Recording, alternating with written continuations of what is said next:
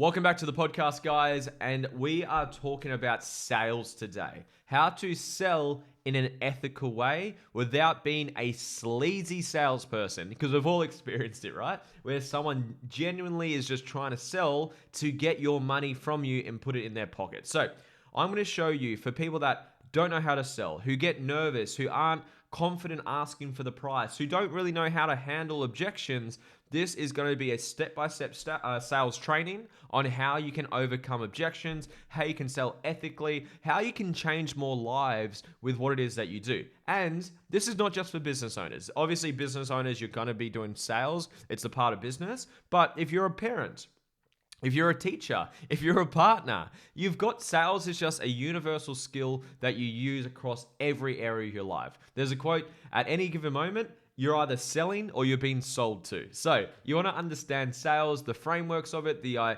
rules behind it. And for anyone that's listening to this, I would actually recommend watching the video. So I believe the video is available on most of the platforms. I definitely understand YouTube, the video's there. I know Spotify has the video here.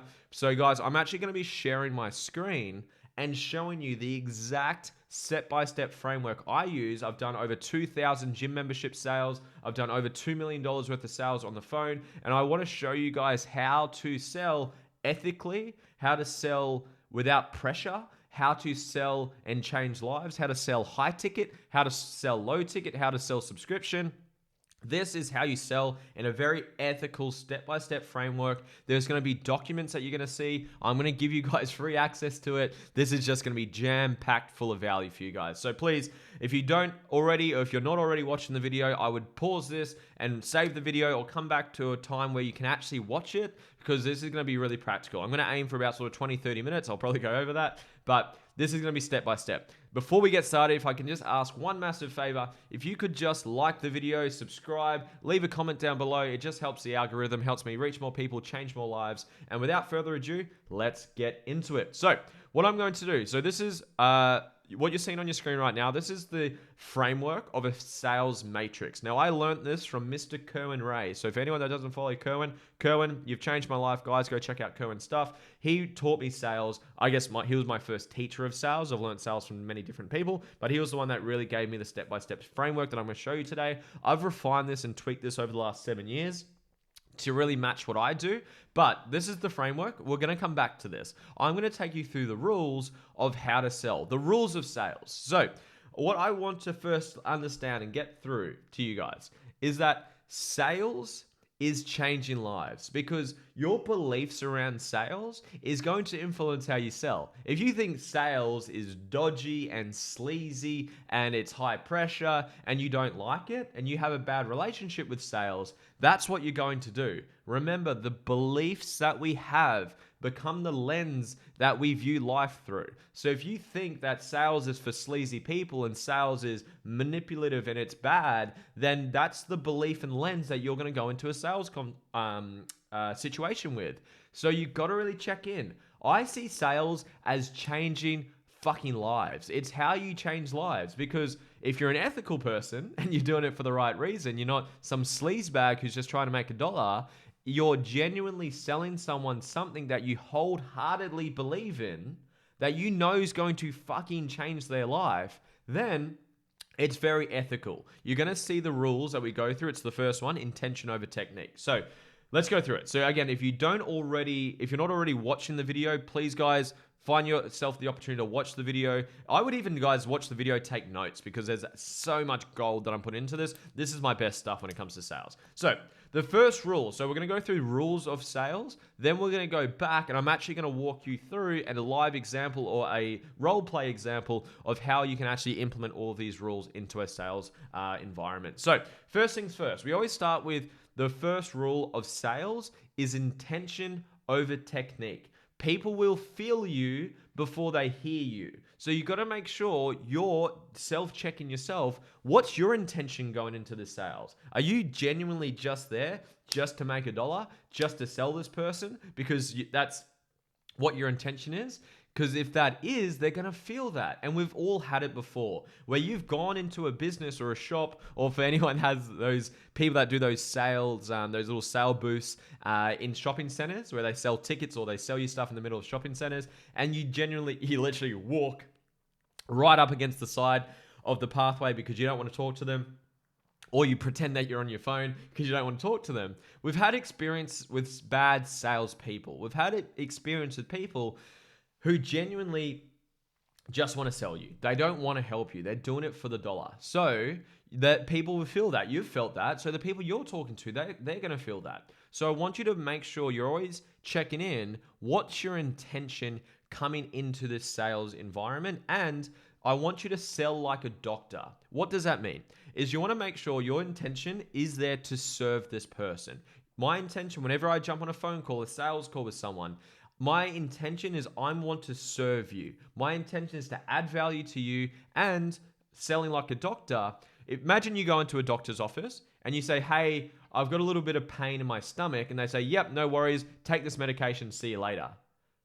They don't even know what it is that the root problem is. That's just a symptom. So you want that a good doctor is going to ask, okay, when did it start showing up? Did you have anything before and after? Does it hurt when you do this? Does it hurt when you do this? What about this? And they're going to ask all these questions to properly diagnose the problem, make sure he or she can genuinely help you with it, and then recommend a solution. So that's how we want to sell. You want to make sure my intention is to serve, and you'll hear one of the rules, demonstrate your ability to walk away.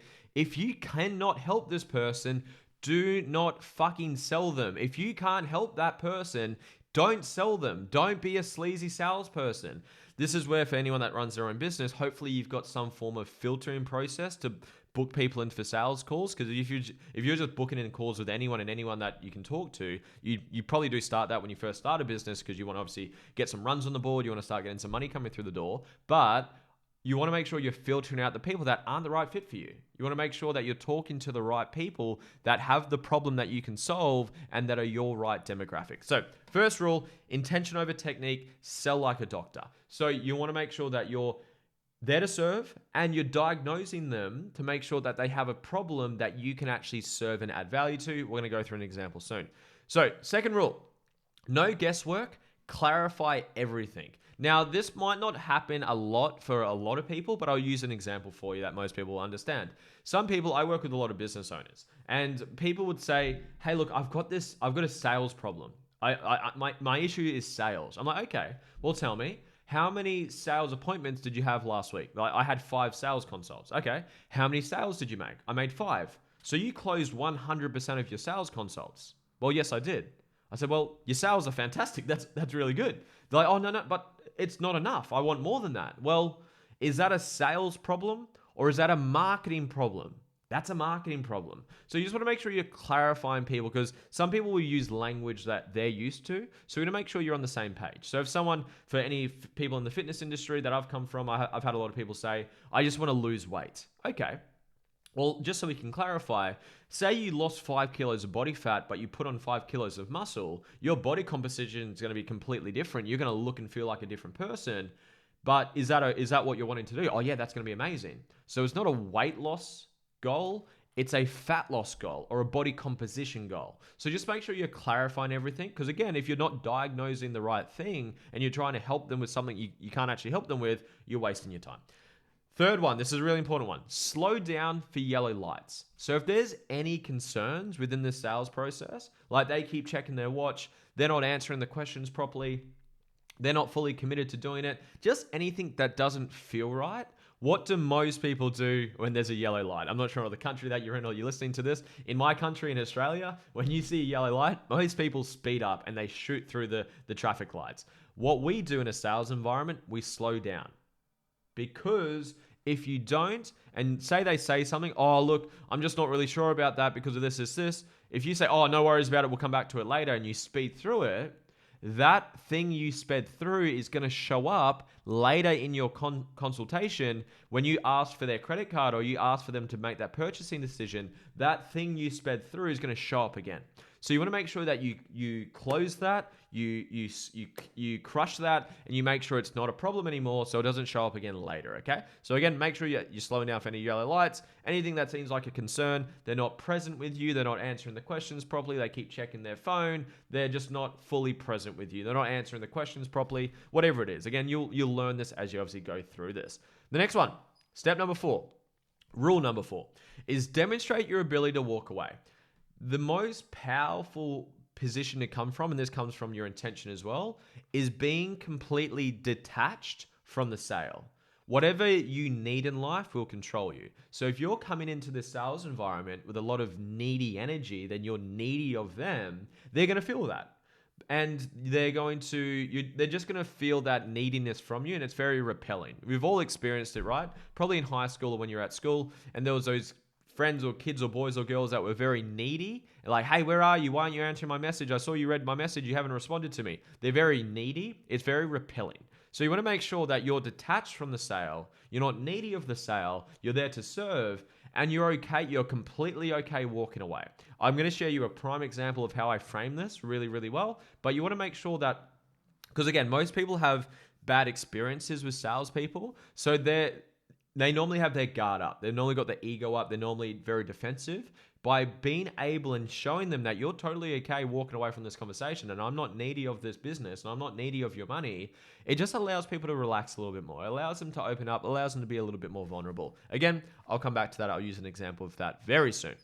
Number 5, tension is the chemistry of sales. Most people, when there's tension, where there's that awkward silence, when you're asking the tough questions and you can feel there's a bit of emotion coming up, the people don't like it and they'll generally mitigate or release that pressure. But because our intention is to serve, some people need to feel the pain of their problem. Because what do most people do?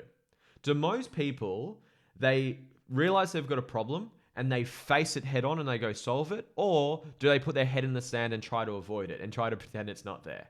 Most people do the second option because it's painful. We don't want to admit our flaws. We don't want to admit how shit we are. We don't like that. It's painful. So what you want to do in a sales environment, a part of the sale, is bringing their problems to the surface like a doctor's would do. Hey, here's the problem.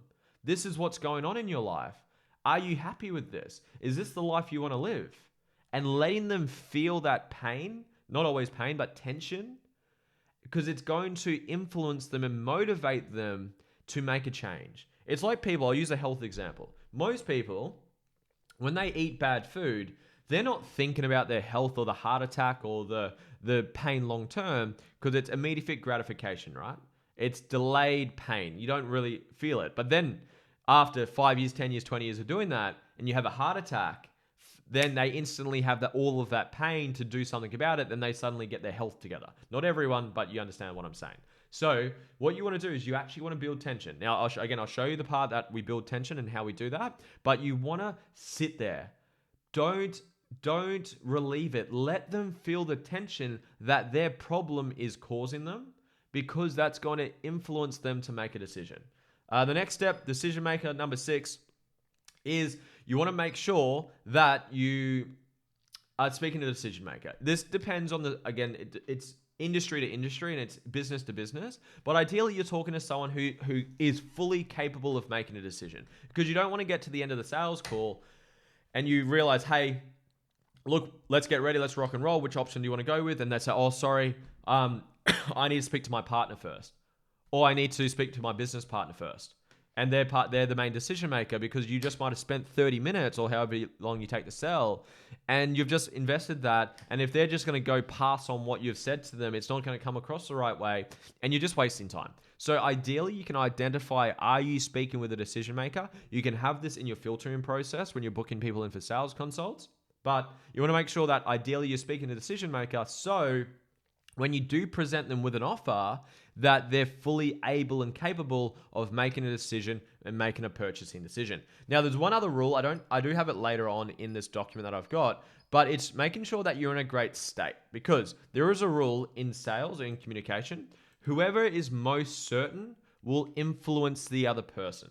So if you've got more certainty about you and you're more certain than their objections are, you're going to win, because whoever's most certain just wins. So you want to make sure that you are absolutely convicted with what it is that you do and how you sell and how you do it. I want to use an example that sort of demonstrates a couple of these rules, especially around the intention and diagnosing like a doctor and making sure that you're fully present in how you can serve people. So Kerwin actually uses this example that I mentioned earlier.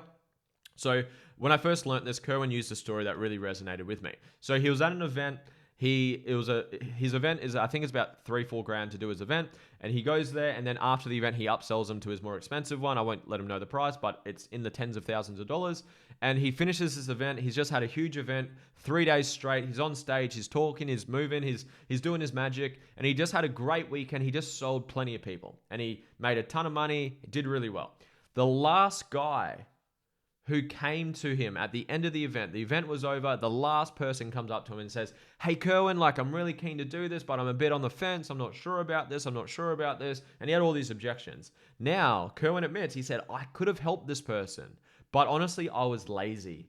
I said, "You know what, man? Don't worry about it. Doesn't sound like you're ready to rock and roll. Let's just come back to me when you're ready to do this, okay?"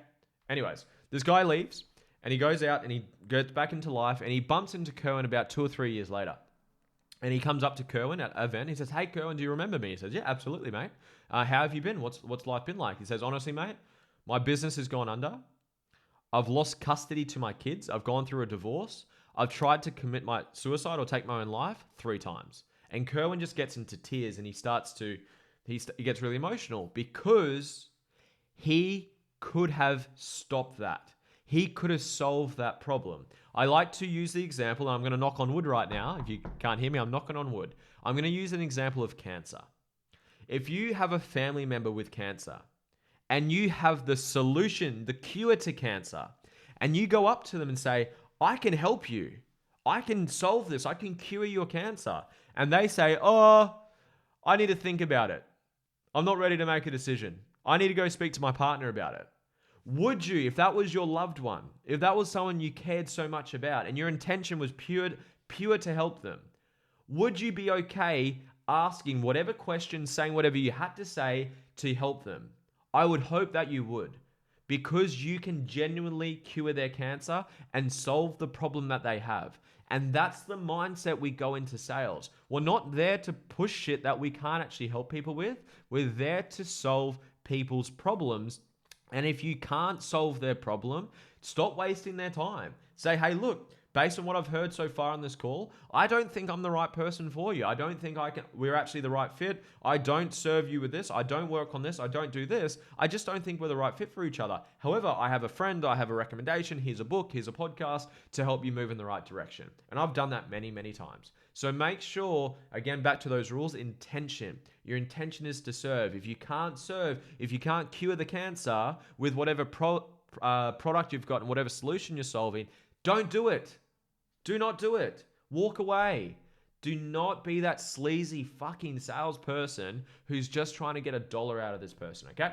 Anyways, let's go back into the sales process, okay? So again, if people aren't watching this, I've got a screen share happening right now, and I'm literally showing you the exact process I used. Now, when I first started, I printed this off, and I had hundreds of them, and every time I had a person come in, I'd pull it out, and I'd literally use what I've got on my screen. I don't use that anymore. I've done it thousands of times. I've done it probably over 3,000 times now between my coaching business and the gym chapter that I had in my life.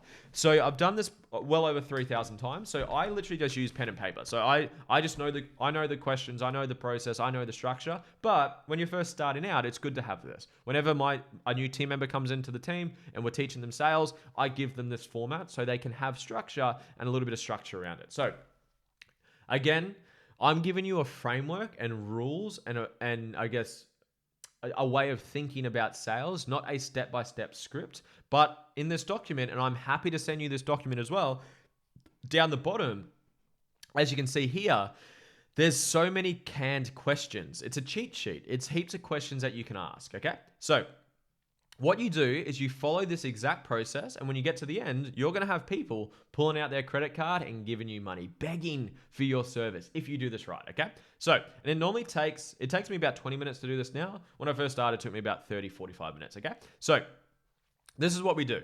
So I always frame the conversation. So I sit down with someone, say you've jumped on the call with me and you've booked in, and there's a filtering process I use. Always filter your leads, guys. You don't want to jump on the call with people that are not the right fit for you, because you're going to waste 20, 30 minutes when they weren't even meant to be speaking to you. You're just wasting time. You'd rather spend that time getting more leads or speaking to the right people, okay? So make sure that you are filtering out people. You're not just jumping on pointless sales calls with people that you can't help or aren't in the position to invest the amount of money that you charge. Like if you're charging $10,000 for your service and this person doesn't have a job and doesn't have access to any capital, then they're probably the wrong fit for you, okay? So first things first, what I do, excuse me, is I frame the conversation. So I sit down with someone, I say, hey, Sarah, I hope you're well. How are you today? How's your day been? Fantastic. Look, Sarah, I want to be completely transparent with you.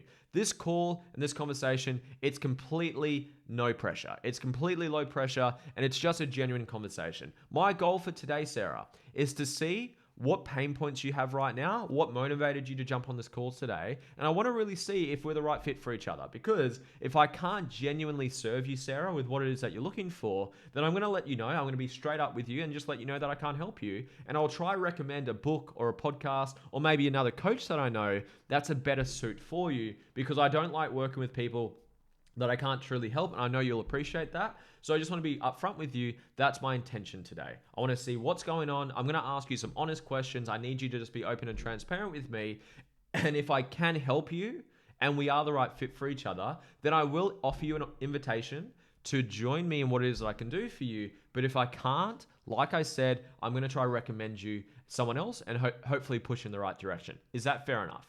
Now, can you see how I've set the tone, I've set the frame, and she's just in a completely different mindset. She's like, okay, he's not here just to sell me something. He's genuinely here to help out. And obviously your tonality and your energy comes across, because if you say that like a robot, it's not going to come across the right way. So you're going to be authentic, got to be in a good state, got to be convicted that you know what you're doing and you're a professional and you're there to serve people. You're there to change lives. So I normally start there. So then you will see the questions on the screen if you haven't got it.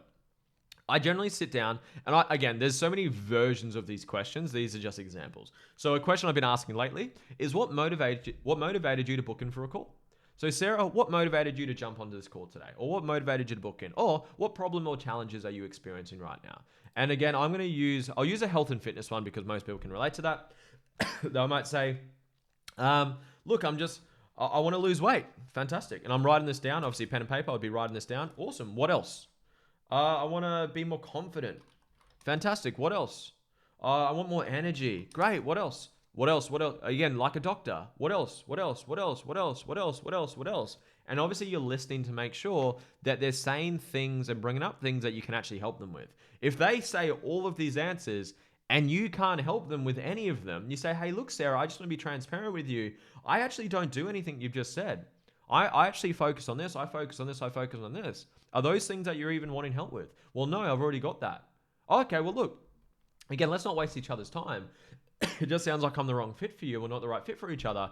Here's this person. I think they're going to be a great fit for you. Here's a podcast. Here's a book. Thank you for coming. Have a beautiful day. And maybe I've done this as well. I actually asked for referrals. So, hey, look, based on what we've spoken about today, Sarah, this is what I can do. Who's someone that you know that would benefit from what I've spoken about today? And it's actually a good opportunity to get some referrals as well. So you say, what else? What else? What else? What else? What else? Once they've done all of their answers, you start to suggest them. And again, all of these questions are down here, so you can just scroll down and have a look on this document. So what else? What else? What else? What else? Then you start to suggest. Now, based on your expertise in the industry, because you're a professional, you've been doing this for years ideally, or you've just been doing this for a long time, you know what you're doing, is you're probably going to know the problems they've got. Hey, look, Sarah, you haven't mentioned the word self-worth. And obviously confidence and self-worth can go hand in hand. So you haven't mentioned self-worth. Is that a problem that you're experiencing? Oh, yes, it is. Okay, let's write that down. Awesome. I guess based on experience as well, Sarah, I find, anxiety. People get quite anxious when their health is not in order. Is that something you experience? Yes, it is. Okay, let's write that down. And again, I'm just getting a complete pile of problems and challenges that they're experiencing to make sure, one, I know what they're wanting so I can help them. And two, I'm bringing that pain and tension to the surface, okay? You'll see what I'm about to do. So then, once you've got a huge list, so I'm not putting out in heaps of answers here, but you want to have this whole thing full of challenges, full of problems. So then what I do is I ask, okay, thank you, Sarah. Thank you for being honest with me. Sarah, out of the answers you've given right now, what are the top 3 that are the most painful that if I was to help you with them would help you the most? And obviously a version of that question. And I get them to identify the top 3. And because you're a professional, if they say something that you don't agree is the biggest problem, then you might bring that up. So say they say weight loss, excuse me, but you think it's actually confidence. Hey, Sarah, just based on my experience, you mentioned weight loss. From my experience, it's actually generally comes from a bit more of self-worth or confidence rather than the weight. Because do you know anyone that is the same weight as you or is a larger weight, but they're still confident? So you just want to make sure that you're the professional, you're guiding them, but you're obviously asking them questions along the way. Anyways, identify your top 3. Let's say it was these 3. I was going to try to underline them. So say it was those 3. Fantastic. That's not how you spell anxious either. There we go. So what I would then say, great. So Sarah, can you tell me, how does the lack of energy, lack of self-worth, and lack of all the anxiety, how does that show up in your life day to day? What evidence do you have? And I've got these questions down here. What evidence do you have to show that this is a problem? Why is this a problem? How is this affecting you? How's it affecting your relationship? And this is where you generally build all the tension. So most of the tension is going to come in the middle section. So how's this affecting your relationship? How's this affecting your kids? How's this affecting your business? And you're just asking, what else? What else? What else? And you want to build some tension. I've asked some really, I guess, brutal, honest questions in this section. Why? Because I am prepared to cure cancer. I'm prepared to go wherever the fuck I need to go to help this person overcome that problem because I care about them. My intention's pure. I'm there to serve and I want to change lives. So what else? What else? What else? What else? What else? What else? What else? Beautiful. Again, suggest, hey, Sarah, you haven't mentioned you've got kids, right? You mentioned that earlier. I'm curious, how does that affect your kids? Because if someone lacks self-worth, a parent lacks self-worth, is that going to rub off on their kids? Absolutely. Absolutely. Now, for any of you guys that follow me and listen to my content regularly, I talk about values a lot. And your values is what's most meaningful to you. It's your life priorities. When I'm doing a sales matrix, I'm actually listening for their values as well. Excuse me, because they're going to bring up their values, but we talk about our values, right? So if they value family, they're probably going to bring up their family. If they value their relationship, they're probably going to bring up their relationship. And it's like a little, just a flag that I look out for. It's not good, it's not bad. It just gives me more information about what's important to them so I can use that later. Anyways, I'm going to speed through this because this is going to go for a while. So what else? What else? What else? What else? What else? Beautiful. Suggest. Bring up tension. Make it bring up all their problems, put it in their face. Say, hey, look, this is what you're telling me. This is what's happening right now. Now, the next question. Sometimes I don't use it. Okay? Just being honest. And you'll find your flow. You'll find your way of doing this. I don't always use this bottom one. So if you're looking at my screen, this is the first one. This is the second one. This is the third one. This is the fourth one. So I don't always use this one. Now, reason being, you'll hear why. Sometimes it's hard to articulate a figure for this one. Because it says, how much, what has this cost you so far? What will this cost you in the future? This is easy if you're dealing with business owners. Because say, for example, you're solving a sales problem. Okay, you're only selling 20% of people. You want to be selling 60% of people. Well, let me ask you, because of this problem, how much money has this cost you? Oh, it's cost me 50 grand. And how much is this going to cost you in the future if you don't solve it? Or at least $5,000 a month. Wow. Because it becomes really easy because say it's cost them 100 grand and you're going to solve their problem for 10 grand. It's really easy to distinguish those two. And it's really easy to put them, hey, you just said you're not sure about getting started, but this has already cost you 100 grand. It's going to cost you more if you don't solve it. And you're not prepared to invest 10 grand into solving this. Something doesn't really make sense. Can you let me know what's going on? What am I missing? So you want to make sure if you can quantify a number, use it, but I don't always use it. I'm just being honest. Sometimes I do, sometimes I don't. It depends who I'm talking to. Because I say they've got a lot of pain in their relationship. Some people can do it, but some people just struggle with this. Because if I say, great, thank you, Sarah, for being honest with me. If you were to, I guess this can be hard to do, Sarah, but if you were to put a dollar value on how much this has cost you so far in your relationship with your kids, with your business, with whatever, how much has that cost you? Has it cost you $1? Has it cost you $10? Has it cost you $1,000,000? How much, I guess, value, or how much is this worth to you of what it's cost you so far? Some people struggle to answer that, especially if it's not like a business orientated question. So again, sometimes I don't use that question. Sometimes I do, sometimes I don't. Anyways, after you've done that, you then go to the next part. Great. Sarah, thank you for being honest. Thank you for sharing with me. And from everything you've said so far, it sounds like I can really help you with what you're after. But before I get to that point, I would like to know, what is your ideal result from working with me? If we were to work together and we solve these problems, so the top 3 that you've spoken, that we've identified, say we solve the self-worth, say we solve the energy, say we solve the anxiety, what does your life look like in the next 12 months? Oh, and they're like, oh, I'm going to be happier, more confident, I'm going to have more energy, I'm going to have more money, I'm going to, whatever. What else? Again, give them the light at the end of the tunnel, give them the vision, give them the destination. You want to paint the picture. What is life like on the other side of this journey together? And again, what else? And you'll see again down here, suggest this. How will this improve your relationship? How will this improve your kids, your business? Why does this mean so much to you? Why are you so committed to doing this? Fantastic. So you can see, just to summarize, with pre-frame, we always pre-frame before we get started. Identify, diagnose the problem. How does this show up in your life? How does this affect you? Does it affect your business, your kids, your self-worth, your money, your bit, whatever it may be? What does this cost you so far? How much will this cost you in the future if you don't solve it? Sometimes I don't use that question, depending who I'm talking to. And then, what does your life look like once we work together? Once we solve these problems, which I do solve, I do this stuff every single day. What does your life look like on the other side? Beautiful. Then, from there, I say thank you for sharing. I say, hey, thanks for being honest. Thank you for being so open and honest with me. Look, the next question for you, Sarah. Look, this comes down to, you can drag a horse to water, but you can't make it drink. You understand that, right? So I can understand where you're at. On a scale of 1 to 10, 10 being you're willing to take a drink, you're willing to do the work, and you're willing to do what needs to be done to achieve these goals. 1 being we shouldn't have jumped on a call. On a scale of 1 to 10, how committed are you to making this happen? If they say anything besides a 10, yellow light, it's a concern. Okay, Sarah, you just told me an 8. You just told me that it's affecting your kids, your business, whatever, and you're only an 8 out of 10. I'm just curious, what's stopping you from being a 10? Excuse me again. This is where you get objections. So this is where we actually overcome objections before they arise. So this is where you can take care of objections before they even come up. Oh, it's the money, it's the time, or it's whatever. So great, you list them all out. I normally list them around here on the sheet. So I literally, again, I don't use this anymore, but I just write this in my diary. Okay, you said money, you said self-worth, you said confidence, you said fear, whatever it may be. And then you go through and you mitigate that. Now, overcoming objections is such a big topic. There's so many different objections to overcome. I'm not going to do a lot of that in this call right now because it's just such a big can of worms. I'll do that in another training, so make sure you're subscribed so you can see that. But anyways, on a scale of 1 to 10, if it's a 10, even if they say 10, I said, awesome, that's amazing. If there was anything that would stop you from getting started today, what would it be?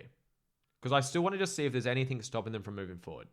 Anyways, out of 10, if it's less than a 10, yellow light, bring it up. What's stopping you from being a 10? They're going to tell you the objections, overcome them one by one. Hey, look, you said time's an issue. Why is that an issue? Oh, I'm just not sure how much time I've got to do this. Okay, well, at the end of the day, Sarah, we make time for things that are important to us, right? Is this important enough to you to make enough time? It's going to require an hour a week or an hour a day or whatever time is involved for your service and your business. Does this mean enough for you to prioritize that much time to solve these problems? Yes, awesome. Cross it out. Okay, your next one. You said fear. Tell me about fear. What do you mean? Why is fear stopping you from doing this? I'm just fearful if this doesn't work. Okay, I appreciate that. Based on what you've heard today, based on the testimonies you've seen of what we do you believe that we can truly help you and deliver on the problem that you're looking to solve? Yes, I do. Beautiful. And this comes back to having a good guarantee, which I'll get to soon. But you got to make sure your offer is good enough. Have you got a guarantee that mitigates the risk so that it removes that fear, it removes that pressure for them? If you've got a money back guarantee on your service, then it's going to allow them to feel a lot more comfortable doing that. And then I normally solve the money objection last because generally once you've solved everything else and it's just making sure the money makes sense, then you've closed the deal, you're ready to rock and roll. So when they say money, again, I normally leave that one to last. And sometimes it's the only one. Sometimes it's the only objection they've got. So awesome. So you told me money. So can you just be really transparent with me, Sarah? Obviously, this has been happening for a while. This is a problem that's been going on. It's obviously causing you some pain. What budget did you have in mind to invest into solving these problems? Because if they're jumping on the call, they understand, and especially if you've got in my booking process, there's a question of how much are you willing to invest into this problem. So even though they've already answered it in the pre-questionnaire, I asked them again on the call. So I can understand, Sarah, how much did you have in mind, or what budget did you have in mind to invest into this? And again, there'll be so many variations of this. It's hard to cover every objection in a single sales call. I'm happy to help you guys out. I obviously do this. This is a service I offer. So if you guys want to go through this program, I go into a lot more detail than just this video. But I'm just trying to think of a common one. So like, oh, I'm just not sure how much it's going to cost. How much does this cost? Look, awesome. Look, Sarah, look, I've got different options depending on the person, and depending for the right fit and depending on the level of service you're looking for. So I can have a bit of a ballpark for what you're after or what your budget is. How much did you budget to invest into this? Now, there's a saying that you might have heard, the person that speaks first loses, or the person who gives their number first loses. There's truth to that. But at the end of the day, if you can solve their problem and you're a good salesperson, it doesn't really matter. So I don't try to hold off my price before they tell me a number. I do to a degree. I don't tell them the price at the start because we haven't even articulated their problems, what it's worth to them, what pain it's causing them. I haven't built that tension. So I definitely don't tell them the price at the start. But I'm not like playing a Russian roulette with them or a standoff of who says their number first. I don't really have that intention. But ideally, you do get them to give you a budget first. Now, ideally, the budget they say fits within offers that you have. This is where maybe having multiple offers, having a high ticket, a low ticket, a mid ticket offer that can cater for many price points. Because at the end of the day, guys, if you're selling a product for 10 grand and your person has $500 in their bank account and they don't have access to anyone that can actually give them more money, you're not making a sale. So you want to make sure you have cheaper options for some people. And if you don't, because it doesn't make sense for your business model, that's cool. Maybe you have a book or a podcast or some resources that can still help them move the needle, add value to them. And then when they go out and apply it, and then they've got enough money to invest, they come back to you. So beautiful. Let's assume we've got them to say 10 out of 10. We've overcome all their objections. Fantastic. Now, I'm not going to go through in detail with this, but if you're watching the screen right now, I have a step-by-step closing script of how to do it. So what you essentially do, you want to share your options. You want to have a minimum of 2 because you want to give them a double yes, a double bind. Do you want to say, do you want to pay cash or card? Do you want to have this option or this option? Do you want to have my premium or the mid-tier? Whatever it is. So it's called red brain, green brain selling. Again, there's a lot of detail that goes into that, but I'm not going to go into the details of that on this call. So you might say, great, fantastic, awesome. So look, Sarah, I'll lay out what I do. Look, I offer one-on-one coaching where it costs this much for this much, it costs this much for this much, this much for this much, or I have an online course where we go through XYZ, XYZ, XYZ, and it costs this much. Which one are you leaning more towards? Notice the words I use there. Not which one would you like to buy. Which one are you leaning more towards? Oh, I'm leaning more towards this option. Fantastic. Why are you leaning more towards that one? And they're going to sell it back to you. Again, very subtle what I just did, but very powerful. Great. Here's my option. Here are the benefits and features. Here's the price. Here's option 2.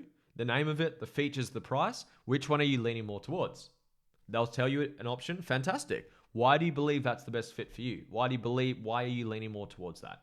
Oh, it makes sense for my budget. I'm a self-motivated person. It's going to solve this, going to solve this, going to solve this. Fantastic. Awesome.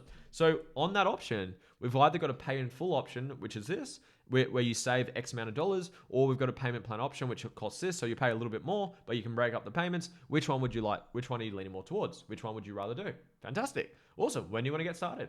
If they don't say ASAP, yellow light. Hang on, Sarah. You just said you want to wait 3 months to get started. So you want to put up with all this shit and it's going to get worse and worse and worse for the next 3 months. What am I missing? What's going on? Oh, I'm actually going on holiday tomorrow for 3 months. I don't get back until I get back and I want to start it then. Fair enough. That's a reasonable reason. Awesome. So I can reserve your spot. What I'll do is I'll just take the payment today. I'll organize your account. I'll get everything sorted. And then so you still get the discount that I'm offering you today, or the offer that I'm offering you today. And we can get started. And then something on this, guys, and again, this video is not about this. I'll do a video separately to this. Is your offer that you're offering them needs to be a no fucking brainer. As much as the effort or the information I've gone through today on sales and the skill of sales, one of the biggest things, guys, or reason people aren't buying your stuff, your offer is not good enough. Your offer needs to be an absolute no-brainer. An offer is the tip of the spear when it comes to your business. It needs to be sharp and it needs to pierce through the marketplace and the noise of the marketplace. If you can solve their problem within give them a measurable problem that you can solve within a very intriguing timeline, so a very short timeline, and guarantee that with a money back guarantee, that then all of the sales stuff we went through not isn't relevant, but it just makes it so much easier. So you want to make sure your offer is irresistible. And most people's offers, they think they're irresistible. They're fucking not. If you got to look at, okay, what are your competitors doing? What are their offers? What's included in that? Make what yours include more and add more value to that, and then you can generally charge more. But then you want to give them a money back guarantee to remove your risk. Don't think that an irresistible offer means dropping your price. I hate dropping price. It fucks your profit margins. It makes it so much harder to scale and build a profitable business. So I don't believe in dropping price. I believe in adding more value. Add more value than anyone else in your marketplace, and then make an offer so compelling you feel like an idiot for saying no to that. So again, this is not about making offers. This is about sales today. But if your offer is so good, then you can fuck up most of this, because if your offer is that good, you're going to guarantee them a certain result in a certain time period. And if you don't, you get, I'm going to work with you for free until I do, or you're going to get all of your money back. Then beautiful. That's amazing. Now, at the end, whether they buy or not, I always ask for referrals. Hey, look, Sarah, thank you for your time today. Congratulations on getting started. Your account's all set up. You've taken the payment. You've paid. You've taken care of the payment process. I'd love to know, did you enjoy this conversation today? Well, this is a powerful conversation for us today. They say, yeah, it's really good. I got a lot out of this. It's really awesome. Thank you for your time. Awesome. What I'd love to know, obviously I'm very passionate about what I do. I'm very mission driven. I love changing lives. Who are 2 to 3 people that you know that would benefit from what we've spoken about today? And then you can offer them like a commission or a kickback or a referral incentive or something like that, but always use that opportunity to get referrals. Again, guys, sales is such a big conversation. It's such a big topic. I could talk about it for hours and hours and hours. I've just given you a pretty solid crash course. My team, once we go through this and I train them on this, they close at 80 to 90%. It's really powerful. It's really awesome. I've used it ever since I've learned this about 6-7 years ago now. And it's completely changed my business, my life, my financial future. It's really, really powerful. So if you want those documents, so I'm happy to give you those documents for free. Just send me a DM or a message on Instagram or Facebook or something. I don't think YouTube or podcast you can, but find me on Instagram, Lewis Huckstep. Find me somewhere. Send me a message. I'm happy to send you those documents for free. If you got value from this, guy, send me a DM. I love hearing feedback. Share this with a friend. Share this on your story. Give me a tag. Thank you so much. Leave a comment below. Like the video if you haven't already. I love you guys. Have a beautiful day. Go change lives. Don't sell like a sleazy fucking salesperson. And go have a great day. I love you guys. See you soon.